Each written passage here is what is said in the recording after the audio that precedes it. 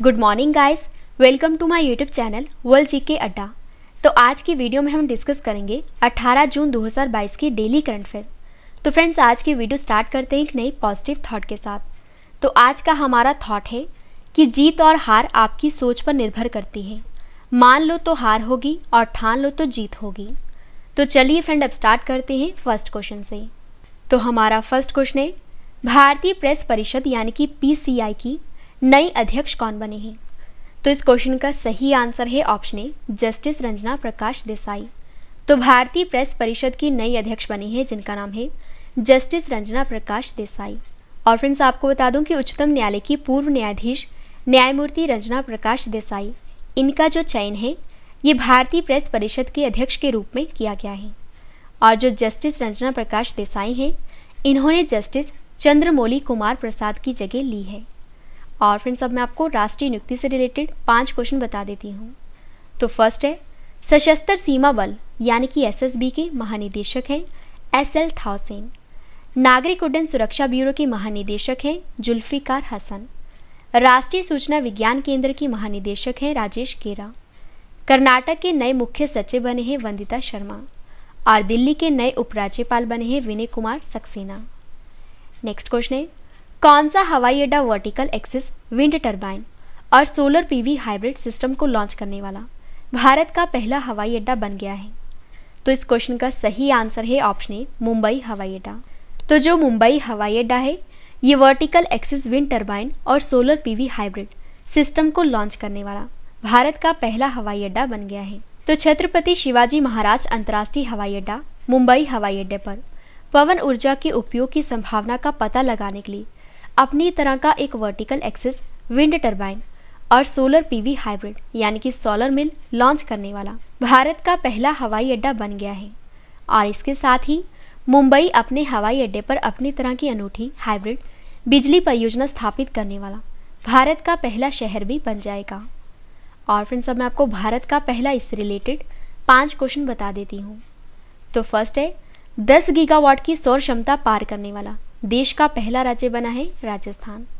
देश का पहला बायोगैस से चलने वाला जो चार्जिंग स्टेशन है इसका उद्घाटन किया गया है मुंबई शहर में। अगला पॉइंट है, भारत की पहली regional rapid transit system train किस संयुक्त उद्यम कंपनी को सौंपी गई है? आंसर है NCRTC। नेक्स्ट है, कौन सा शहर वैक्यूम आधारित सीवर सिस्टम लगाने वाला भारत का पहला शहर बना है? आंसर है आगरा। और भारत का पहला अमृत सरोवर किस राज्य में बनाया गया है? आंसर है उत्तर प्रदेश राज्य में। और फ्रेंड्स, आपको ये भी बता दूं कि अगर आपको इस वीडियो की PDF चाहिए तो वीडियो के डिस्क्रिप्शन में PDF का लिंक दिया गया है, वहां पर जाकर आप डाउनलोड कर सकते हो। अगला क्वेश्चन हमारा, विश्व मरुस्थलीकरण और सूखा रोकथाम दिवस 2022 कब मनाया गया है? तो इस क्वेश्चन का सही आंसर है ऑप्शन ए, 17 जून को। तो world day to combat desertification and drought 2022 ये मनाया गया है 17 जून को। आइए इस दिवस को मनाने का मुख्य उद्देश्य जान लेते हैं। तो मरुस्थलीकरण से निपटने के लिए अंतर्राष्ट्रीय प्रयासों के बारे में जन जागरूकता को बढ़ावा देने के लिए हर साल 17 जून को जो विश्व मरुस्थलीकरण और सूखा रोकथाम दिवस है ये मनाया जाता है। और इस दिवस की 2022 की थीम रखी गई है एक साथ सूखे से उठना, यानी कि rising up from drought together. Next question है, 14वें ब्रिक्स शिखर सम्मेलन 2022 का आयोजन कहाँ पर किया जाएगा? तो इस क्वेश्चन का सही आंसर है ऑप्शन बी, पेइचिंग में। तो 14वें ब्रिक्स शिखर सम्मेलन 2022 का आयोजन ये किया जाएगा चीन के पेइचिंग में। तो ब्रिक्स शिखर सम्मेलन 2022 जो है ये 23 जून से चीन की राजधानी पेइचिंग में आयोजित किया जाएगा। और वर्चुअल माध्यम यानी कि ऑनलाइन माध्यम से आयोजित इस 14वें सम्मेलन की मेजबानी ये करेंगे चीन के राष्ट्रपति शी जिनपिंग। और यहाँ पे फ्रेंड्स बात हुई है ब्रिक्स की। आइए ब्रिक्स के बारे में जान लेते हैं। तो जानकारी के लिए आपको बता दूं, जो ब्रिक्स है ये कोई अंतर्राष्ट्रीय अंतर सरकारी संगठन नहीं है और ना ही यह किसी संधि के तहत स्थापित हुआ है। और जो ब्रिक्स है, ब्रिक्स को 5 देशों का एकीकृत प्लेटफॉर्म कहा जाता है। और ब्रिक्स की स्थापना थी 2006 में। मुख्यालय है शंघाई में जो कहाँ पर है? चीन में। और ब्रिक्स के सदस्य देश हैं, B से है ब्राज़ील, R से रूस, I से इंडिया यानी कि भारत, C से चीन और S से साउथ अफ्रीका यानी कि दक्षिण अफ्रीका। अगला क्वेश्चन हमारा, आयरलैंड के साथ T20 श्रृंखला के लिए भारतीय क्रिकेट टीम के कप्तान के रूप में किसे नियुक्त किया गया है? तो इस क्वेश्चन का सही आंसर है ऑप्शन बी, हार्दिक पांड्या को। तो आयरलैंड के साथ T20 श्रृंखला के लिए भारतीय क्रिकेट टीम के कप्तान के रूप में हार्दिक पांड्या को नियुक्त किया गया है। तो BCCI ने आयरलैंड के साथ डबलिन में 26 और 28 जून को होने वाली 2 T20 मैचों की श्रृंखला के लिए ऑलराउंडर हार्दिक पांड्या को भारतीय क्रिकेट टीम का कप्तान बनाया है। और जानकारी के लिए आपको ये भी बता दूं कि हार्दिक पांड्या की कप्तानी में गुजरात टाइटंस ने इस साल IPL का खिताब भी जीता है। और फ्रेंड्स आपको बता दूं, अगर आपको साइंस, मैथ, कंप्यूटर और राज्य से रिलेटेड स्टैटिक जीके पढ़नी है तो हमारी जो दूसरी वीडियो का टाइम है ये है शाम के 4 बजे। अगर आपको डेली करंट अफेयर पढ़ना है डिटेल में तो हमारी इस वीडियो का टाइम है सुबह के 4 बजे। और जिन फ्रेंड्स ने अभी तक हमारे इस चैनल को सब्सक्राइब नहीं किया है तो वो हमारे इस चैनल को सब्सक्राइब कर लीजिए। हमारे इस चैनल का नाम है वर्ल्ड जीके अड्डा। अगला क्वेश्चन हमारा, किस राज्य की सरकार ने शिक्षा की गुणवत्ता में सुधार के लिए एनम एजुथम योजना को शुरू किया है? तो इस क्वेश्चन का सही आंसर है ऑप्शन सी, तमिलनाडु। तो तमिलनाडु राज्य की सरकार ने शिक्षा की गुणवत्ता में सुधार के लिए एनम एजुथम योजना को लॉन्च किया है।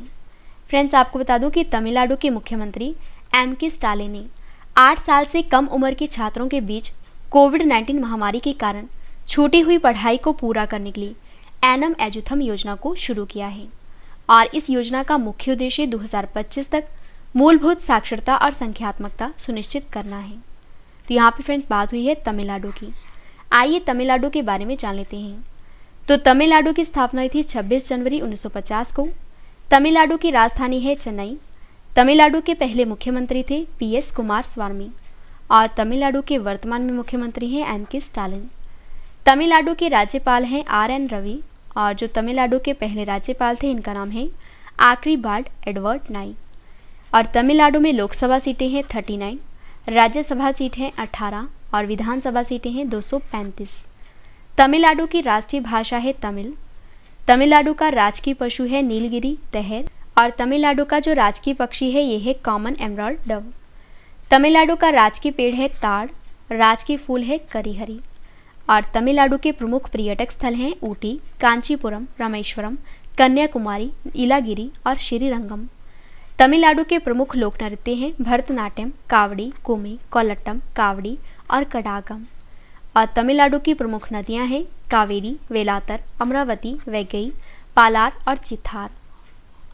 नेक्स्ट क्वेश्चन है, किस देश में युवा सांसदों का 8वां वैश्विक सम्मेलन 2022 आयोजित किया गया है? तो इस क्वेश्चन का सही आंसर है ऑप्शन बी, मिस्र देश में, जिसे कि इजिप्ट के नाम से भी जाना जाता है। तो मिस्र देश में युवा सांसदों का 8वां वैश्विक सम्मेलन 2022 ये आयोजित किया गया है। तो आइए इस समिट का मुख्य उद्देश्य जान लेते हैं। तो मिस्र के शर्म अल शेख में युवा सांसदों का 8वां वैश्विक सम्मेलन जो है इसका आयोजन जलवायु परिवर्तन के विषय को संबोधित करने के लिए किया गया है। और 2 दिवसीय सम्मेलन का आयोजन जो है ये प्रतिनिधि सभा और अंतर संसदीय संघ के द्वारा संयुक्त रूप से किया गया है। और नागालैंड की राज्यसभा के लिए संसद सदस्य के रूप में चुनी गई पहली महिला है जिनका नाम है एस फांगोन कोनियाक। ये इस सम्मेलन में भारत को रिप्रेजेंट कर रही हैं और वह भारत के 2 अन्य युवा लोकसभा सांसदों के साथ जलवायु कार्यों के लिए युवा सांसद पर अपने विचार साझा करेंगी। तो यहाँ पे फ्रेंड्स बात हुई है मिस्र देश की, यानी कि इजिप्ट की। तो मिस्र है अफ्रीका और एशिया महाद्वीप में, राजधानी है कायरो, करेंसी है मिस्र पाउंड और मिस्र के राष्ट्रपति हैं अब्देल फतेह अल सीसी और मिस्र देश के प्रधानमंत्री हैं मुस्तफ़ा मदबौली। अगला क्वेश्चन हमारा, अमेरिका के राष्ट्रपति के विज्ञान सलाहकार के रूप में किसे नियुक्त किया गया है? तो इस क्वेश्चन का सही आंसर है ऑप्शन ए, आरती प्रभाकर को। तो अमेरिका के राष्ट्रपति के विज्ञान सलाहकार के रूप में नियुक्त किया गया है आरती प्रभाकर को। तो अमेरिकी राष्ट्रपति हैं जिनका नाम है जो बाइडन, इनके द्वारा आरती प्रभाकर को white house office of science and technology policy के प्रमुख के रूप में नियुक्त किया गया है और वह एरिक लैंडर की जगह लेंगी। अगला क्वेश्चन हमारा, नई दिल्ली में औद्योगिक डीकार्बोनाइजेशन समिट 2022 का उद्घाटन किसने किया है? तो इस क्वेश्चन का सही आंसर है ऑप्शन ए, नितिन गडकरी ने। तो नई दिल्ली में औद्योगिक डीकार्बोनाइजेशन समिट 2022 का उद्घाटन ये किया है नितिन गडकरी ने। तो नई दिल्ली में औद्योगिक डीकार्बोनाइजेशन समिट 2022 का उद्घाटन करते हुए श्री गडकरी ने कहा है कि आने वाले दिनों में हमें देश की अर्थव्यवस्था को मजबूत करना है और साथ ही पर्यावरण को भी बचाना है। और सड़क परिवहन और राजमार्ग मंत्री हैं नितिन गडकरी। इन्होंने पारिस्थितिक, पर्यावरण और विकास के बीच संतुलन बनाए रखने पर जोर दिया है और सरकार की प्राथमिकता हरित हाइड्रोजन है और जैव प्रौद्योगिकी का उपयोग करके हमें बायोमास की उत्पादकता बढ़ा सकते हैं। नेक्स्ट और लास्ट क्वेश्चन करें इस वीडियो का, द इंडिया स्टोरी नामक पुस्तक किसके द्वारा लिखी गई है? तो इस क्वेश्चन का सही आंसर है ऑप्शन सी, बिमल जलान के द्वारा। तो आपको याद रखना है कि बिमल जलान ने द इंडिया स्टोरी पुस्तक को लिखा है। आइए जान लेते हैं इस पुस्तक में क्या क्या कहा गया है। तो आरबीआई के पूर्व गवर्नर है बिमल जलान, इन्होंने द इंडिया स्टोरी पुस्तक को लिखा है और यह पुस्तक जो है ये भारत के आर्थिक इतिहास पर केंद्रित है और इसका उद्देश्य भारत की राजनीतिक अर्थव्यवस्था के भविष्य के लिए सबक प्रदान करना है। तो फ्रेंड्स, मैंने आपको 18 जून 2022 के डेली करंट अफेयर करवा दिए और अब मैं आपको कल वाले करंट अफेयर यानी कि 17 जून 2022 के करंट अफेयर का रिवीजन करवा देती हूँ। तो हमारा फर्स्ट क्वेश्चन है, कर्नाटक राज्य के नए लोकायुक्त कौन बने हैं? आंसर है जस्टिस भीमना गौड़ा संगन गौड़ा पाटिल। नेक्स्ट है, विश्व का सबसे ज़्यादा भरोसेमंद इलेक्ट्रॉनिक मीडिया संगठन कौन सा चुना गया है? आंसर है आकाशवाणी।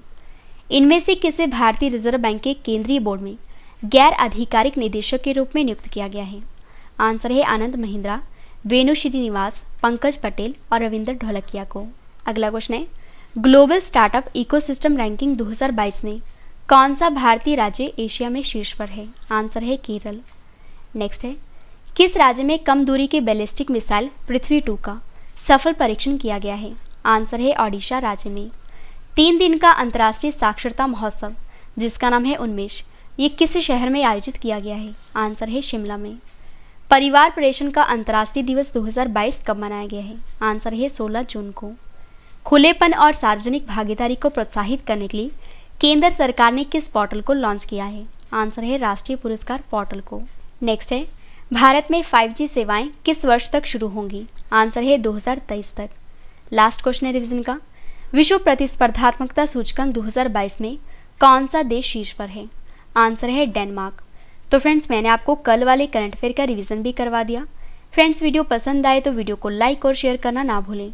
तो आज के लिए बस इतना ही। अब हम मिलते हैं नेक्स्ट वीडियो में। तब तक के लिए जय हिंद, जय भारत।